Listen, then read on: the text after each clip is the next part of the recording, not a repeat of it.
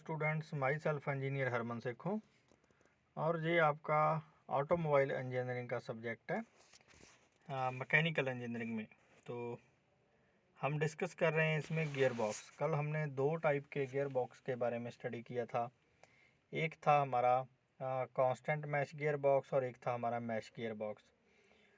तो आज हम इसमें आगे स्टडी फर्दर करने जा रहे हैं working of synchro mesh gear box, जो उससे थोड़ा एडवांस है कांस्टेंट मैश गियर बॉक्स से।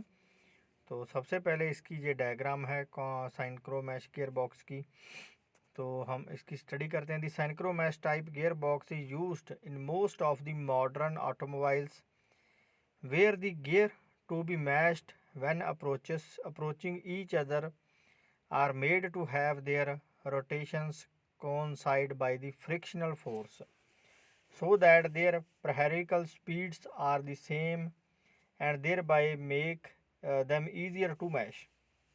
जो साइनक्रो मैश गियर बॉक्स है वो मोस्टली जो हमारे आज के मॉडर्न व्हीकल उसमें यूज़ होता है।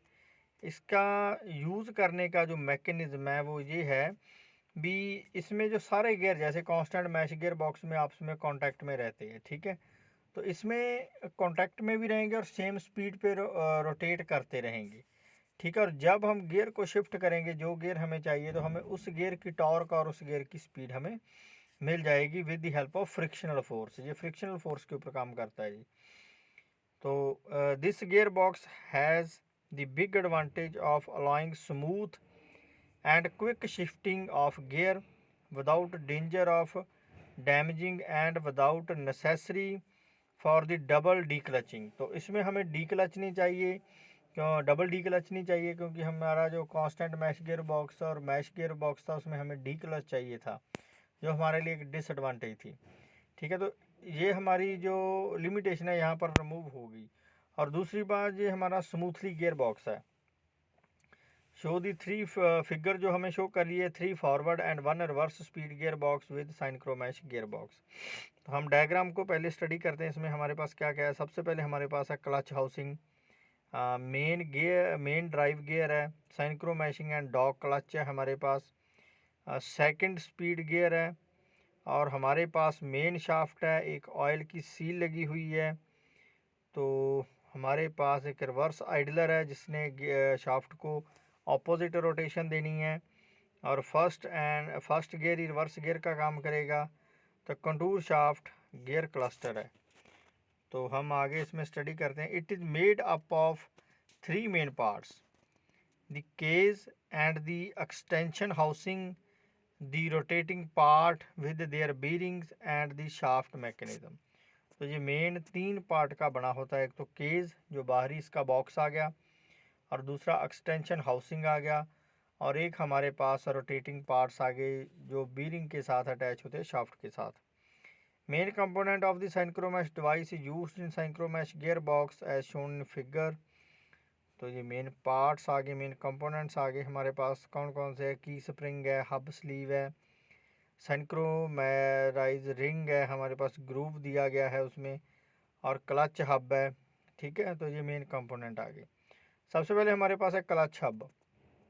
It mesh with output shaft by splines. जो क्लच हब है, क्लच का मेन काम क्या है? पावर को ट्रांसमिट करना, ठीक है, गियर की तरफ। तो ये क्लच हब है जो मैश करती है आउटपुट शाफ्ट को इनपुट शाफ्ट के साथ। क्लच हब स्लीव, अभी क्लच हब स्लीव कहाँ पर लगी है हमारे पास, ऊपर देखते हैं डायग्राम में।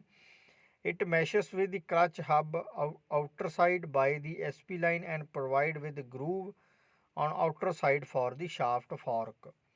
तो ये जो क्लच हब स्लीव है, ये आउटर शाफ्ट को इनपुट शाफ्ट के साथ जोड़ते हैं। ग्रूव जैसे लॉक टाइप हम ग्रूव छोड़ देते हैं, तो ये ग्रूव के साथ ग्रूव में वो फिट हो जाता है, तो लॉक हो जाता है सिस्टम, ठीक है। तो इस तरह वो अटैच की जाती है। तो थर्ड है हमारे पास synchroniser ring. These fit on concerned part of gear on output shaft. तो नेक्स्ट है हमारे पास फोर्थ सिंक्रो मैश शिफ्टिंग की। These are fitted into the 3 grooves on outer diameter of the clutch hub and present against the hub sleeve with key spring। तो हमारे पास जो साइनक्रो mash shifting की है, की का यूज़ आपको सभी को पता है, आपने एमडी में भी पढ़ा है। ठीक है। तो ये सिंक्रोनाइज शिफ्टिंग की है जो शाफ्ट को हमारे जो गियर बॉक्स का जो असेंबली है, जहाँ जो हमारी क्लच की असेंबली है, ये की उस वहाँ पर एक लॉक का काम करती है।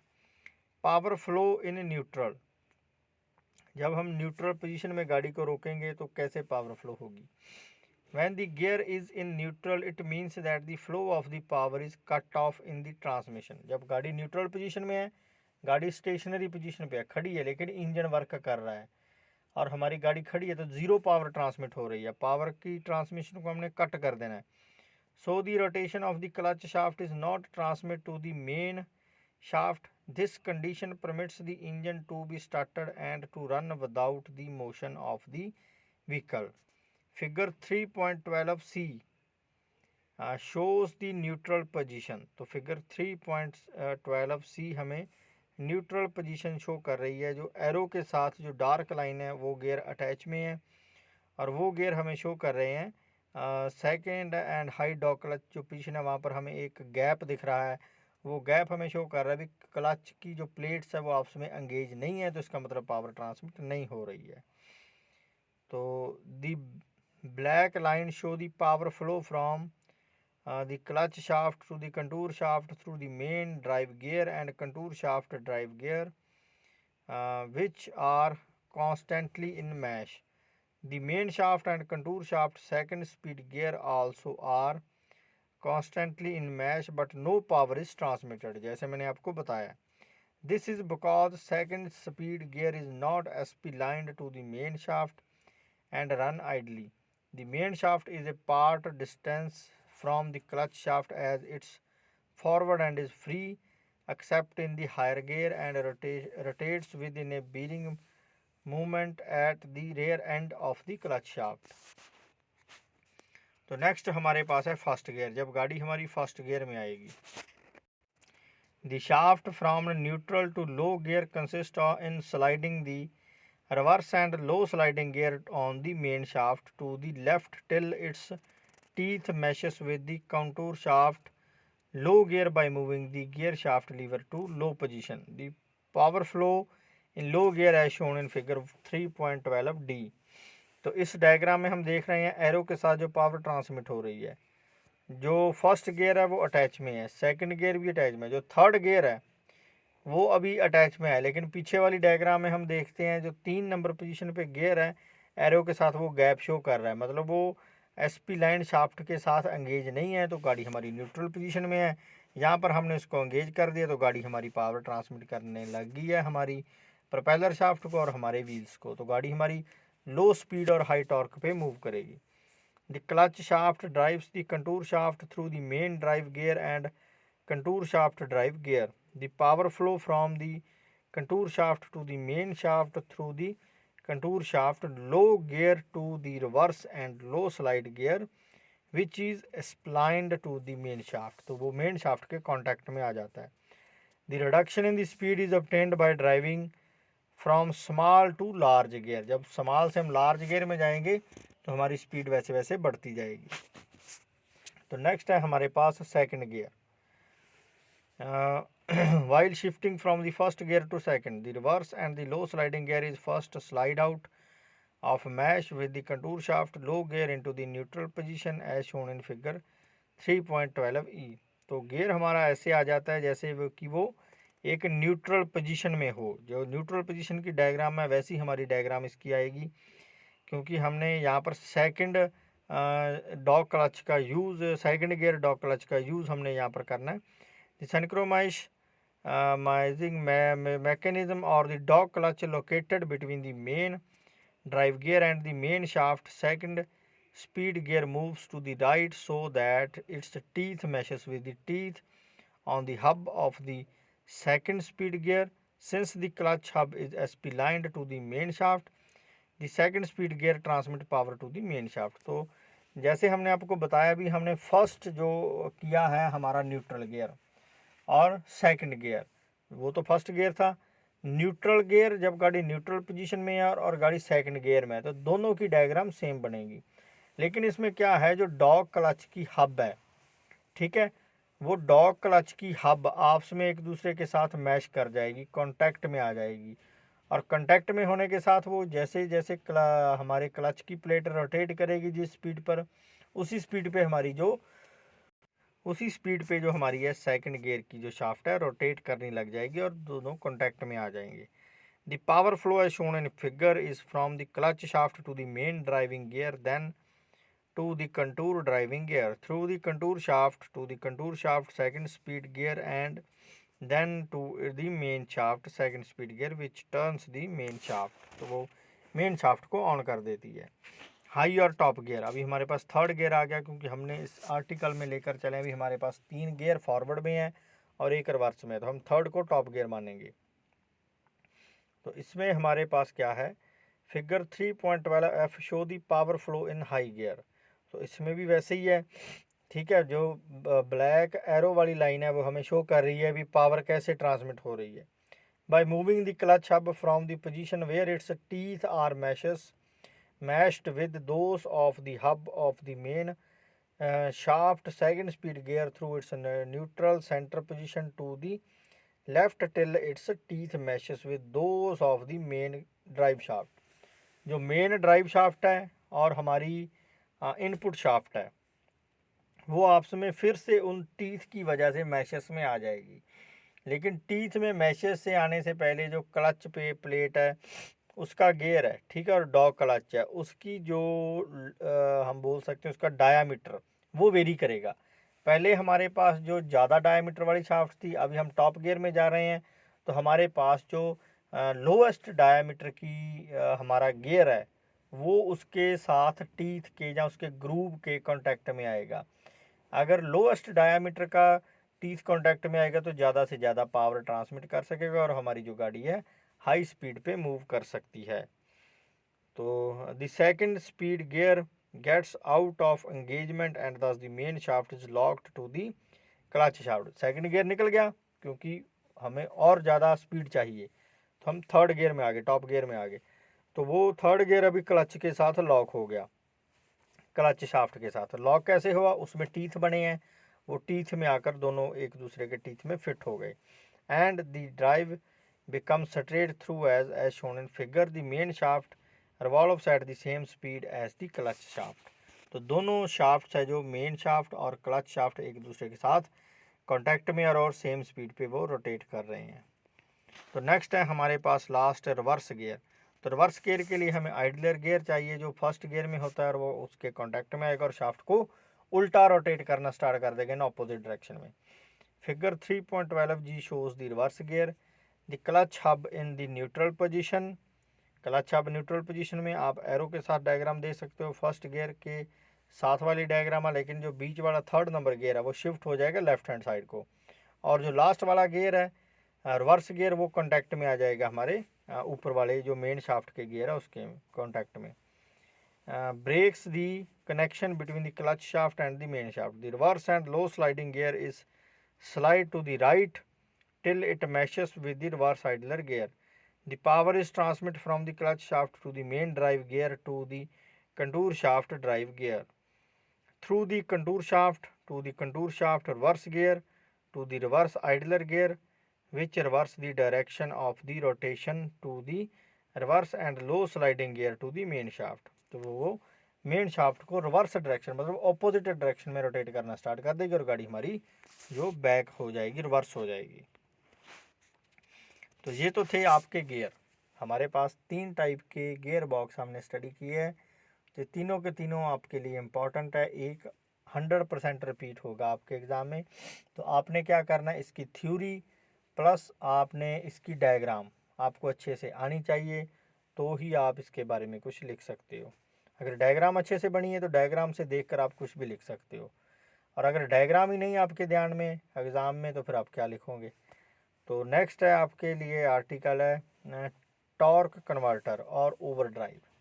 अभी हमने तीनों गियर में यही पढ़ा है, अभी हमारी जो पावर ट्रांसमिट होती है वो गियर के थ्रू टॉर्क ट्रांसमिट करती है। अभी कितनी टॉर्क किस गियर में ट्रांसमिट करती है, तो उस टॉर्क को कैसे कन्वर्ट किया जाता है पावर में। Torque converter, a torque converter is a device to perform a function similar to a gearbox to increase the torque while reducing the speed. जो टॉर्क कन्वर्टर है एक डिवाइस लगी हुई है हमारी गाड़ी में जो सिमिलर है गियर बॉक्स की तरह। जितनी टॉर्क ज़्यादा होगी गाड़ी की स्पीड उतनी कम होगी। जैसे हम सिंपल सी बात करें, हमारे पास एक कार है, मारुति की कार तीसरे गियर में या चौथे गियर में 60 की स्पीड पे जाती है। उसी पैरेलल हम एक ट्रैक्टर लेकर चले, हमारे घर में एक ट्रैक्टर है जो खेती के काम में आता है, और ट्रैक्टर का हम तीसरा गियर डालें या चौथा गियर डालें तो वो 20-25 की स्पीड पे रहता है। तो क्यों इतना डिफरेंस है? डिफरेंस ये है भी ट्रैक्टर से हमने ज़्यादा जोर वाला काम लेना है तो हमें वहाँ पर टॉर्क ज़्यादा चाहिए, इसीलिए उसमें जो टॉर्क कन्वर्टर लगा है वो ज़्यादा फोर्स देता है ट्रैक्टर को। और जो हमारी गाड़ी है, मारुति है या कोई भी है, उसमें हमें स्पीड चाहिए ताकि हम लंबा डिस्टेंस कवर कर सके। तो वहाँ पर हमें स्पीड चाहिए, टॉर्क कम चाहिए। तो वहाँ पर जो टॉर्क कन्वर्टर लगा है वो हमें स्पीड प्रोवाइड करवाता है, टॉर्क को कम करता है। तो यही इस टॉर्क कन्वर्टर का फंडा है। The gear box providing A small number of ratio where the torque converter provide a continuous variation of the ratio from the lowest to highest। जो टॉर्क कन्वर्टर है वो टॉर्क को कन्वर्ट करता है lowest से हाईएस्ट तक। A torque converter is designed to obtain the mechanical advantage or gear ratio by hydraulic mean in the same manner as gear do by the mechanical mean। जो torque converter है एक hydraulic device है जो same manner में काम करता है जो गियर बॉक्स, और it provides a maximum gear ratio starting from the rest and gradually decrease when the vehicle gain speed. Construction है इसकी। The construction of torque converter is similar to the fluid coupling. Fluid coupling आपने की है MD में और drawing में, उसकी तरह जो सिमिलर डायग्राम है इसकी। तो it consist of 3 principal members. A single stage 3 element torque converter as shown in figure 3.13। तो सबसे पहले हम इसकी डायग्राम देखेंगे। तो ये हमारे पास टॉर्क कन्वर्टर की एक डायग्राम है। तो इसमें हमारे पास सबसे पहले एक टरबाइन लगी है और एक अंपाइलर लगा है, एक स्टार्टर लगा है, फ्री व्हील और 1 वे क्लच लगा है हमारे पास, और एक इंजन क्रैंकशाफ्ट लगी है। तो दोनों तरफ ये सेम असेंबली रिपीट की गई है, तो दोनों तरफ सेम कंपोनेंट लगे हैं। तो हम इसको डिस्कस करने जा रहे हैं। और सबसे पहले फर्स्ट ड्राइविंग मेंबर और अंपाइलर और पंप। एक अंपाइलर और एक जहाँ हम उसे पंप बोल सकते हैं, एक पंप लगा है। सेकंड है ड्रिवन मेंबर। ड्राइविंग मेंबर तो हो गया जो ड्राइव कर रहा है, ड्रिवन मेंबर जिसने रोटेट होना है। ड्रिवन मेंबर और रोटर और टरबाइन, मतलब टरबाइन और रोटर लगा है जिसको हमने रोटेट करना है।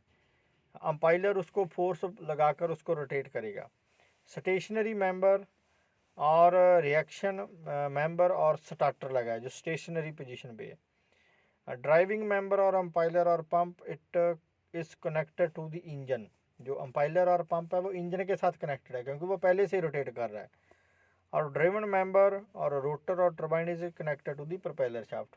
हमने प्रोपेलर शाफ्ट को एनर्जी देनी है, पावर देनी, इसीलिए वो एक ड्रिवन मेंबर है।